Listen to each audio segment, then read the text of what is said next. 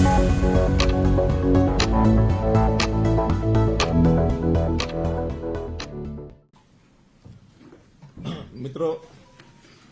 आज के इस बातचीत में मुख्य विषय है जो ग्रामीण क्षेत्र के अंदर अपना जो पंचायती राज सिस्टम है, उस पंचायती राज सिस्टम के बारे में कुछ जो भ्रांतियां हैं या कई तरह के विषय चले पिछले दिनों में, केवल उसको स्पष्ट करने के लिए और आपके सामने विषय में रख रहा हूं। आपको कोई बात उसमें लगती है तो जरूर बाद में पूछ लें। पहली बात तो है कि जो पंचायती राज सिस्टम है ये 3 टियर सिस्टम है और 3 टियर सिस्टम में जिला परिषदें, पंचायत समितियां और ग्राम पंचायतें। कहीं एक मैसेज ये जाता है कि पंचायती राज में केवल पंचायतें ही आती हैं और पंचायतों में भी केवल सरपंच राज जो होता है वही होता है। तो पहली बात तो ये 3 टियर है। दूसरा, ये सरपंच राज के बजाय पंचायती राज, इस पर चलने का एक सिस्टम, क्योंकि हम इनको अधिक से अधिक ताकतें नीचे ग्राउंड लेवल पर दें, उसके लिए पिछले कुछ सालों से लगातार प्रयत्न कर रहे हैं। जैसा इंटर डिस्ट्रिक्ट काउंसिल के माध्यम से, जिला परिषद के सीओज के माध्यम से, सीओज की नियुक्ति भी हमने आकर की थी। पहले कोई सीओज की नियुक्ति नहीं होती थी, अब सीओज को भी लगाया गया है। और जिला परिषदों को उनको अलग से इंजीनियरिंग डिपार्टमेंट भी उनके लिए खड़ा किया जा रहा है, उनकी कैपेसिटी बिल्डिंग भी कराई जा रही है। सबसे पहले तो इसमें हमने पिछले दिनों में सीओज और जिला परिषद के चेयरमैन, इनकी बुला करके दिन भर एक मीटिंग की थी और उसमें कुछ बातें और हमने आगे बढ़ाई है। और उसमें जो चीज दोनों बार सरपंचों के साथ और जिला परिषद के साथ जो लागू होती हैं, कुछ तो वो बता रहा हूं मैं और कुछ जो है अलग अलग से भी इनका उल्लेख करूंगा। जैसे एक तो जब से चुनाव हुआ लगभग 1 क्वार्टर का समय शेष था, क्योंकि नवंबर में शायद चुनाव हुए थे, दिसंबर आते आते इनका ओथ हुई थी, तो जनवरी से लेकर और मार्च तक ही काम के समय बचते थे। फिर भी हमने जो एसएफसी का लास्ट क्वार्टर का पैसा है उससे भी ज्यादा पैसा, कुल 1100 करोड़ रुपया इनको एलोकेट किया था तीनों को, जिसमें जिला परिषदों का 110 करोड़ रुपया था और पंचायत समिति का 165 करोड़ रुपया और पंचायतों का 850 करोड़ रुपया। तो ऐसा ये 1100 करोड़ रुपए की राशि हमने भेजी थी। इस राशि को एसएनए अकाउंट उसके अंदर जमा कराया गया था। एसएनए अकाउंट एक ज्वाइंट अकाउंट होता है और उस ज्वाइंट अकाउंट में से ही और ये लोग अपने अपने काम के हिसाब से उसमें से पैसा ये निकाल सकते हैं। जो काम हो जाएंगे या जिनके टेंडर हो जाएंगे उसका पैसा उसमें रिजर्व हो जाता है। और उसमें जिला परिषदों को हमने कई जो उस दिन निर्णय किए हैं, पहला तो हर जिला परिषद का अलग से अपना कार्यालय होगा, 22 के 22। अभी कहीं एडीसी कार्यालय में बैठते थे, कभी डीसी कार्यालय में 2 कमरे होते थे, कहीं कहीं कोई किराया पर लेकर रखते थे। लेकिन हमने हर एक जिला परिषद का अलग से कार्यालय हो, सीओ वहां सरकारी अधिकारी बैठेगा और जिला परिषद चेयरमैन, वाइस चेयरमैन, उनका अपना एक वहां सिस्टम होगा, मीटिंग्स वहां करेंगे, उनका स्टाफ वहां बैठेगा। तो ये सारा एक विषय किया गया है। इंजीनियरिंग विंग की जैसे मैंने बताई उसका गठन किया जाएगा। कर्नाटक में इसका बहुत अच्छा उदाहरण है जिला परिषदों का, वहां अच्छी सशक्त हैं। और हमने ये भी किया है कि कुछ प्रतिनिधि जिला परिषद का, एक आध आदमी, एक आध पंचायत समिति का, सरपंचों में से भी, और कुछ हमारे अधिकारी जहां जहां पंचायती राज सिस्टम अच्छा है उसको अध्ययन करने के लिए भी जाएंगे, ताकि वहां क्या अच्छा है उसको बेस्ट प्रैक्टिसेस जो भी हैं देश भर में उनको अडॉप्ट करेंगे। ये हमने तय किया है। जिला परिषद को हमने जो कुछ काम उनको जिम्मे लगा दिए हैं, जिसमें जिला परिषद बस क्यू शेल्टर्स, ई लाइब्रेरीज और शिवधाम योजना के अंतर्गत जो शमशान घाट और कब्रिस्तान के जो 4 काम हमने तय किए हैं वो सब। इसी प्रकार से खेत खलियान योजना के अंतर्गत जो 5 क्रम के रास्ते हैं उनको भी अब जिला परिषद ही पक्का करेंगी। पहले अब ये 5 क्रम के जो रास्ते थे, 5 क्रम के तो हैं मार्केटिंग बोर्ड के, 4 क्रम या इससे नीचे के ये जिला परिषद करेंगी। और मार्केटिंग बोर्ड की जो सड़कें हैं उनकी मेंटेनेंस, रिपेयर ये जिला परिषद करेंगी। हर ब्लॉक में 5 बड़े गांव जिनकी सबसे ज्यादा आबादी है या 10,000 के आबादी के सब गांव, अगर वो 5 से ज्यादा भी हैं ब्लॉक में तो वो भी उसके अंदर स्ट्रीट लाइट लगाने की जो व्यवस्था है ये जिला परिषद के द्वारा कराई जाएगी। ग्रामीण क्षेत्र में पीएचसी, स्कूल मरम्मत का कार्य ये भी जिला परिषदें करेंगी। आंगनवाड़ी भवन तथा उसका रखरखाव, मिड डे मील योजना की मॉनिटरिंग और इसका फीडबैक, ये भी सब जिला परिषद के जिम्मे लगाया है।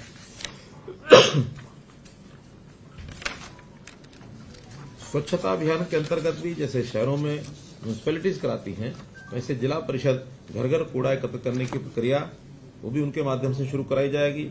सॉलिड वेस्ट मैनेजमेंट के तहत बायोडिग्रेडेबल, नॉन बायोडिग्रेडेबल कूड़े को जो अलग अलग उसका निष्पादन करना है, सेग्रीगेशन करना है, वो भी उनके द्वारा कराया जाएगा। इस प्रकार से ग्रामीण क्षेत्र में जो स्वच्छता व्यवस्था का जो बड़ा काम है, ये जिला परिषदों के माध्यम से और इसको इनिशिएट किया जाएगा। और अब हम हर महीने में जिला परिषद के जो सीईओज हैं और चेयरमैन हैं, उनकी मीटिंग अलग अलग से होगी और हर 3 महीने में एक ज्वाइंट मीटिंग इनकी हुआ करेगी, ताकि इनके काम का एक मूल्यांकन ये समय समय पर लगातार हम करते रहें। क्योंकि हम चाहते हैं कि जो काम अभी तक यानी प्रदेश सरकारों के डिपार्टमेंट्स के माध्यम से ही इनिशिएट किए जाते थे, लेकिन इकाइयां बहुत हैं, 6220 पंचायतें हैं, 150 के लगभग ब्लॉक्स हैं, 22 हमारी जिला परिषद हैं, तो इतने बड़े इकाइयों के काम को डिसेंट्रलाइज करके जितना ज्यादा कराएंगे उतना सेवाओं का लाभ जनता को अधिक मिलेगा। इसी प्रकार एक हमारी पंचायत समिति को लेकर के भी अलग से बैठक होनी है, उनको भी कुछ काम जो हमने विचाराधीन है, लेकिन फाइनल करेंगे तो आपको बताएंगे।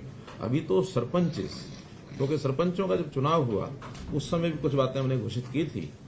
एक विचार ऐसा इस बार बना था कि ये सारे काम जनता के जो लिए काम किए जाते हैं उनको अधिक से अधिक पारदर्शी बनाना और जो काम ठीक न करे उसको जवाबदेह बनाना, इसका भी हमने एक अभियान लिया है।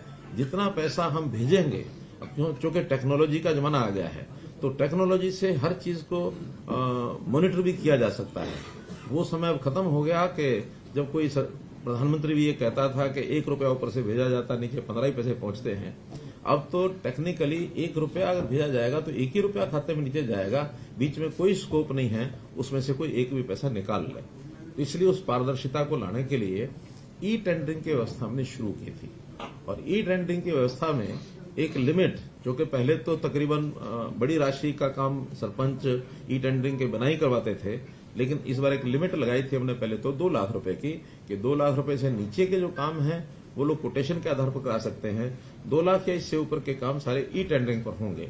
अब थोड़ा विवाद हुआ कि नहीं 2 लाख रुपया बहुत कम है, इससे तो शायद एक गली भी नहीं बनती है, फिर हमें अलग अलग से छोटे छोटे काम कराने पड़ते हैं। उनकी मांग को ध्यान में रखते हुए, मांग तो बहुत ज्यादा थी, लेकिन हमने सब विचार विमर्श करने के बाद बहुत से सरपंचों से अलग अलग भी बात हुई, जनता के लोगों से भी बात हुई। सो फॉर सो अभी 2 दिन पहले हिसार में किसानों का एक मेला था, कृषि मेला। कृषि मेला में लगभग 10,000 से ऊपर संख्या थी जहां मेरा संबोधन हुआ, और मैंने खुल करके पूछा, मैंने कहा ये ई टेंडरिंग के विषय में हमको जो हमारा स्टैंड है ठीक है कि नहीं है। तो सब ने हाथ खड़े करके और खूब तालियां बजाकर कहा कि ये बहुत अच्छा स्टेप है, इससे भ्रष्टाचार भी रुकेगा, पारदर्शिता भी होगी, काम करने वाले लोगों को, नए लोगों को भरने का भी अवसर मिलेगा, वरना तो वही फिर अपने अपने लोग और घूम घाम के उन्हीं को काम मिलता वही करते हैं, दूसरे नए आदमी को आने का अवसर मिलता नहीं है। तो ई टेंडरिंग के कई फायदे हमारे हैं। तो उसमें से मैं ये तो नहीं कह सकता कि हर एक सरपंच मान गया होगा, लेकिन अधिकांश सरपंचों ने हमारी बात मान करके और काम कराने शुरू कर दिए हैं। हमने इसमें थोड़ा उनकी डिमांड को ध्यान में रखते हुए अभी निर्णय लिया है कि ये 2 लाख की बजाय इस लिमिट को हम 5 लाख रुपया कर रहे हैं, और 5 लाख रुपए तक के काम वो कोटेशन के आधार पर करेंगे। 5 लाख से ऊपर के काम सभी ई टेंडरिंग से होंगे। हाँ, 5 लाख तक के काम जो हमारी बातचीत तो सारे प्रतिनिधिमंडल से हुई है, उन्होंने उसको स्वीकार किया कि जो भी कोटेशन का काम होगा, लिमिट चाहे कुछ भी होगी, लेकिन उसका ऑडिट ये जरूर होगा। और ऑडिट का सिस्टम भी अब जिसको कहना चाहिए कि ऑनलाइन प्रणाली से ही होगा। ऑनलाइन प्रणाली से ही उसके जो एस्टीमेट हैं वो तैयार किए जाएंगे, ऑनलाइन उसकी एमबी भरनी होगी, बिल भी अपलोड होंगे, भुगतान जो है वो भी एक कॉमन पोर्टल से होगा। विषय आएगा रेट का। रेट्स 2 प्रकार के ये प्रचलित हैं। एक है HSR rates, Haryana scheduled rates, दूसरे हैं DC रेट्स। लोकल लेवल पर DC रेट शायद इसीलिए बनाए गए हैं कि हर जिले में इस प्रकार की चीजों के रेट थोड़ा डिफर करते हैं। चाहे रेत का रेट है, चाहे ईंटों का रेट है, चाहे मानो टाइल्स का रेट है, क्योंकि जो बल्कि मटेरियल होता है उस रेट को वहां के लोकल परिस्थिति के हिसाब से रखना पड़ता है, उसका फ्रेट कितना लगता है, कितनी दूर से लाना पड़ता है, इसलिए एक ही रेट नहीं रखा जा सकता। जहां ईंटें बनती हैं वहां थोड़ी सस्ती मिलेंगी, जहां ईंटें बनती ही नहीं है, दूर से आती हैं, तो स्वाभाविक है ईंट के रेट से एक बहुत बड़ा प्रतिशत उसका फ्रेट में जाएगा। यही स्थिति मिट्टी की, रेत की, इंटरलॉकिंग टाइल्स की, कभी कभी मजदूरी भी अलग अलग होती है। कुछ स्थानों पर मजदूरी सस्ती होती है, कहीं कहीं एनसीआर एरिया में मजदूर महंगा मिलता है, तो उन रेट्स का थोड़ा डिफरेंस ये हमेशा रहता रहा है। इसमें अब उनकी मांग क्या थी कि इन रेट्स को रियल लेवल पर लाया जाए जो मार्केट रेट है। हमने निर्णय करके उनको बता दिया है कि कुछ आइटम्स, खास करके जैसे इंटरलॉकिंग आइटम्स हैं या ईंटें हैं, जो एक स्टैंडर्ड कुछ तय किया जा सकता है उसका, इसका रेट कंट्रैक्ट करेंगे हर जिले का। ब्लॉक का है, जिले का सर? जिले का है सर। जैसे ब्लॉक लेवल पे अगर कोई वेरिएशन आती है तो कैप्चर करते हैं, बट ये डीसी रेट जो ब्लॉक लेवल पे करते हैं, इंटरलॉकिंग का जो रेट कॉन्ट्रैक्ट करेंगे वो डिस्ट्रिक्ट लेवल पर ही रेट कॉन्ट्रैक्ट होगा। उस रेट से सस्ता कोई लेना चाहे लेके लगा सकता है।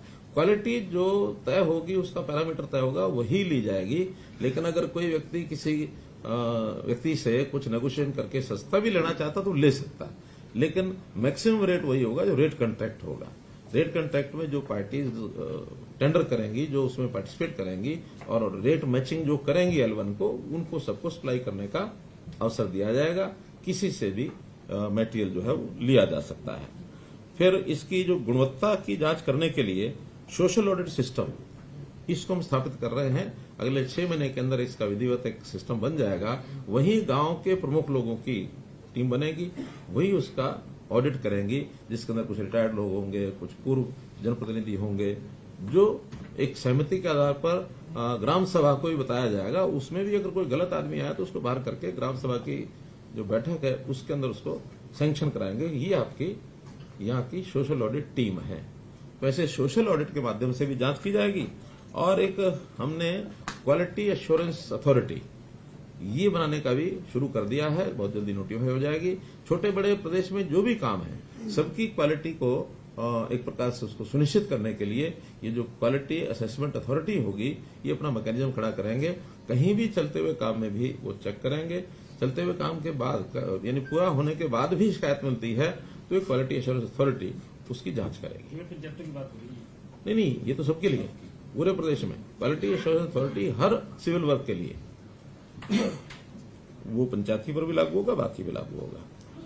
और ये जो 5 लाख रुपए की राशि की लिमिट बनाई है नेगोशिएशन की, इसमें चाहे वो 5 लाख या 5 लाख से कम के काम हो, क्योंकि जरूरी नहीं कि हर काम 5 लाख का होगा, 2 लाख के भी होंगे, 3 के भी हो, 1 का भी होगा। तो ऐसे कोटेशन के आधारित कुल जो काम है उसकी मैक्सिमम लिमिट तो 25 लाख है बड़ी पंचायतों के लिए, लेकिन जो छोटी पंचायतें हैं उसका 1/3 से ज्यादा ये उसमें से नहीं करा पाएंगे।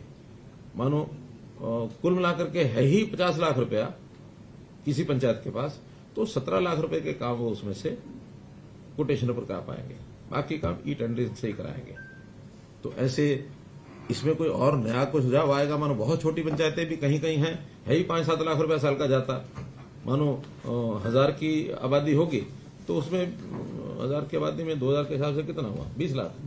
हाँ, तो 1000 की आबादी में 20 लाख रुपया जाएगा।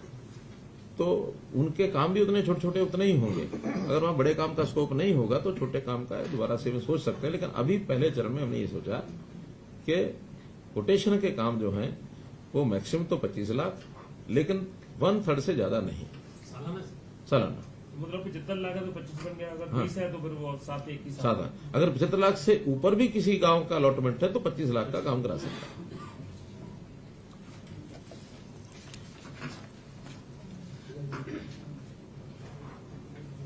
भाई ये 1/3 नहीं है, हमारे निर्णय में ये 50% है। 50 यानी 50%।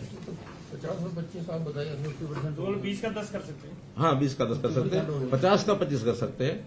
whichever is lower, sir. whichever is lower, whichever lower यानी अगर मान लो 1/3 के हिसाब से 30 होता तो 10 कर सकते हैं, लेकिन 50 होता तो 15 कर सकते हैं। थोड़ा लिमिट बढ़ जाती है इससे 50% हो गया। 50%। काम दोनों प्रकार के हैं, कुछ ई टेंडरिंग से होंगे, कुछ कोटेशन से होंगे।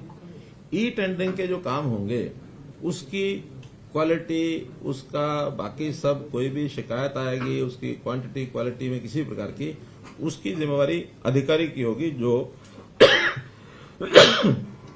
हमारा इंजीनियरिंग डिपार्टमेंट है, जो उसकी गुणवत्ता को यानी तकनीकी रूप से जो जिम्मेवार है, जो साइन करेगा, जो उसको फाइनल करेगा, वो उसकी होगी। लेकिन जो कोटेशन के ऊपर किए जाने वाले काम है, इसकी जिम्मेवारी सरपंच की होगी, क्योंकि कोटेशन का काम सब उसी के ऊपर आधारित है। उसने किससे काम कराना है, कैसा काम हुआ, कैसे उसने मटेरियल लगाया, क्या किया, तो वो जिम्मेवारी सरपंच की होगी। इसलिए अब सोचना सरपंच ने और पंचायत ने है कि हम अपने इस काम को कोटेशन के आधार पर भी कराएं या ई टेंडरिंग में ही जाएं, जैसा उनको ठीक लगेगा। यानी जो मिनिमम 25 लाख वाला काम 6 लाख से नीचे या 50% वाला, उसमें भी अगर उनको लगता है कि हमें काम सेफली होने में दिक्कत नहीं आ रही तो करें। अगर उनको लगता है कि नहीं इसमें तो हमें ही कठिनाई आ रही है तो फिर ई टेंडर में चले जाएं, छोटे काम भी चले जाएं। तो 25 लाख तक भी टेंडरिंग में जा सकते हैं। जा सकते हैं, उससे नीचे वाले तो जा ही सकते हैं, उससे ऊपर नहीं जा सकते। 5 से नीचे वाला, 5 से ऊपर तो ई टेंडरिंग है। हाँ, 5 लाख से ऊपर के तो ई टेंडरिंग है ही है। एक विषय था कि इनको जो मानदेय हम देते हैं, उस मानदेय को बढ़ाया जाए, तो हमने उसको भी अप्रैल से जो मानदेय उनको मिलेगा अब आगे 3,000 रुपए से बढ़ाकर सरपंच के लिए 5,000 रुपया किया है, और जो पंच है उसका मानदेय 1,000 से बढ़ा के 1,600 रुपया किया है, और इसको डीए रेट से साथ जोड़ दिया है।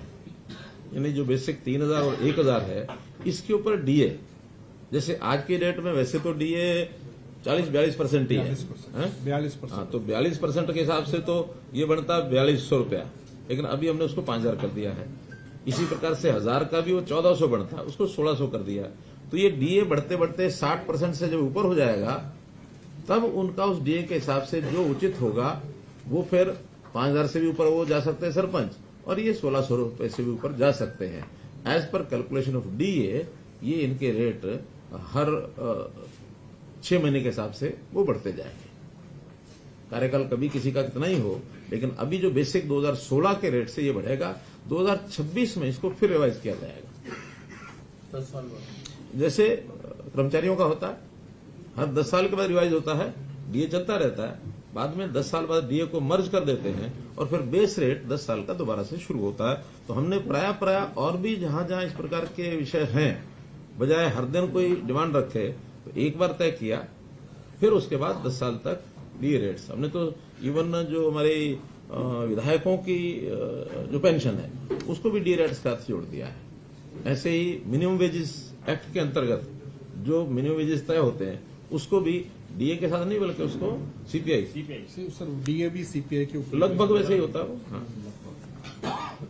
लेकिन वो टर्म अलग अलग है, इसलिए इसी प्रकार ग्राम सचिव की जो एसीआर लिखी जाएगी, उस एसीआर पर भी सरपंच को अपनी टिप्पणी देने का अधिकार होगा कि उस ग्राम सचिव का व्यवहार कैसा है, उसके लिए एक रिमार्क्स के लिए, और वो रिमार्क्स देख करके ही उसकी एसीआर जो अधिकारी है उसको हिसाब से लिखेंगे। फिर बिजली की जो बिलों के ऊपर 2% का हमने एक पंचायत कर लगाया है, उसको भी पंचायतों को रेगुलर 3 महीने में दिया जाएगा।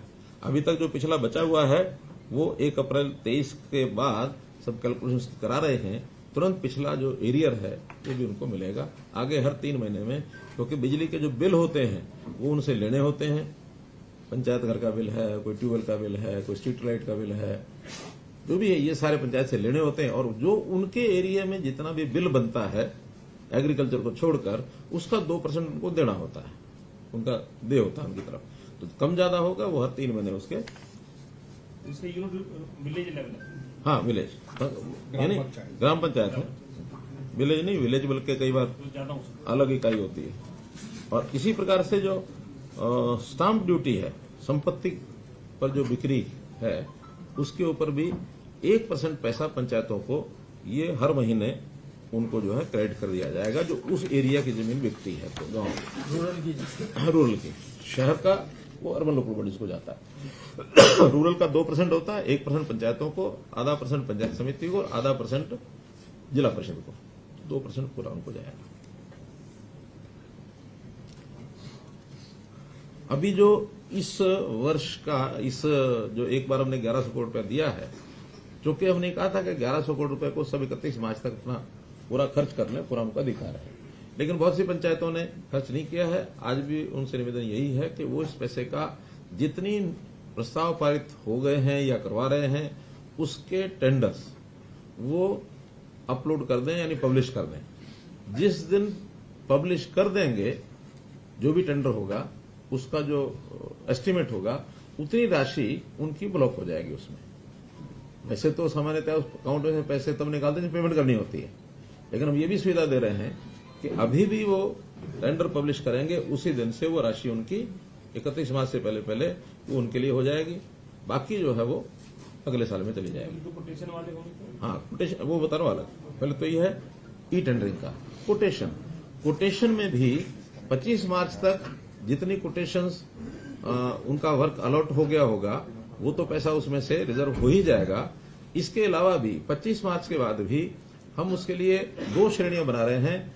उन 2 श्रेणियों में एक के लिए 5 लाख रिजर्व रख रहे हैं, दूसरे के लिए 10 लाख, ताकि इस 5 लाख और 10 लाख को भी 25 मार्च से 31 मार्च तक वो यूज कर सकेंगे, और वो नहीं करेंगे तो वो भी फिर आगे चला जाएगा।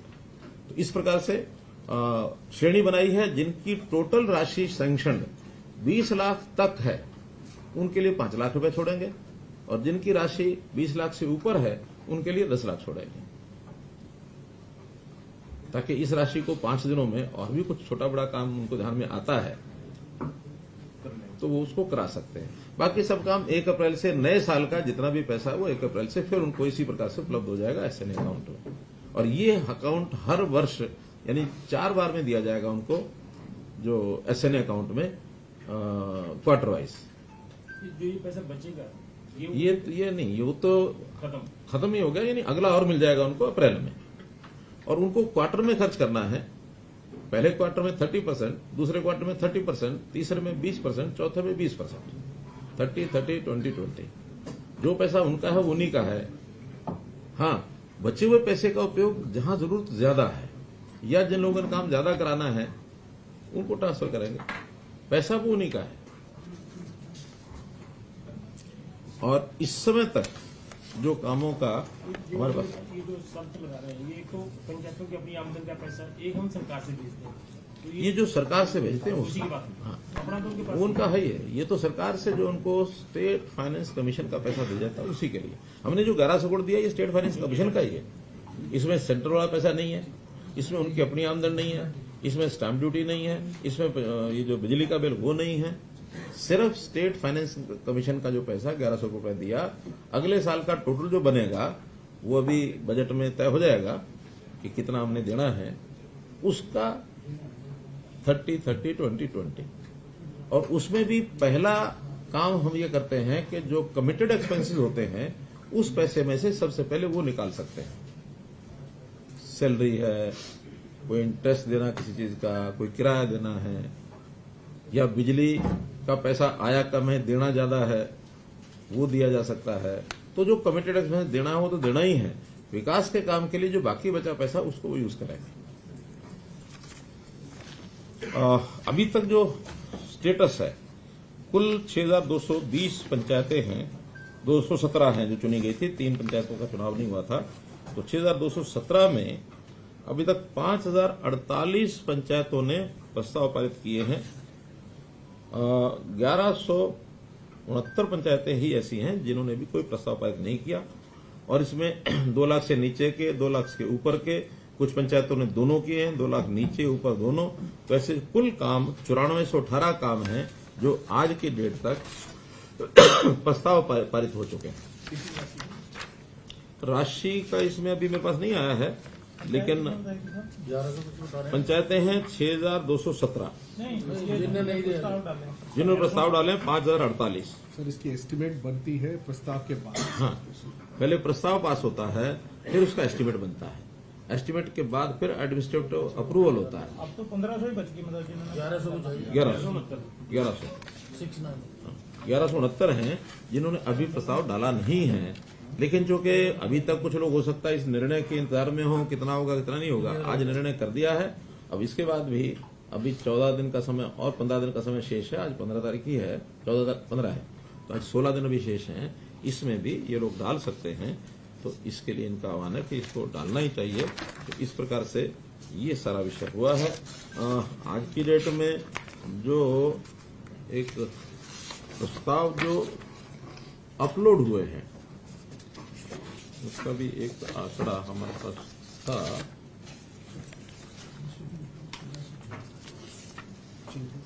नहीं, 991 प्रस्ताव इसमें से अपलोड हो चुके हैं। एडमिनिस्ट्रेटिव अप्रूवल भी लगभग 1400 की हुई है। ये अब डले हैं, तो अब 991 डले, इसमें 7 दिन का 15 दिन का अमाउंट के हिसाब से टाइम होता है।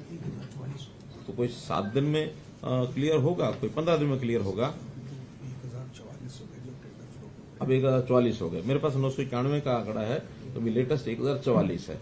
ये तो हर घंटे में बदलता है। सर 2024 प्रस्ताव अपलोड हो गए हैं। हाँ, टेंडर हाँ, प्रस्ताव तो अपलोड नहीं होते हैं। प्रस्ताव का तो फिर बाद में जाता है जेई को। प्रस्ताव जेई को जाता है, जेई उसका एस्टिमेट बनाता है। एस्टिमेट बनने के बाद फिर वापस पंचायत उसका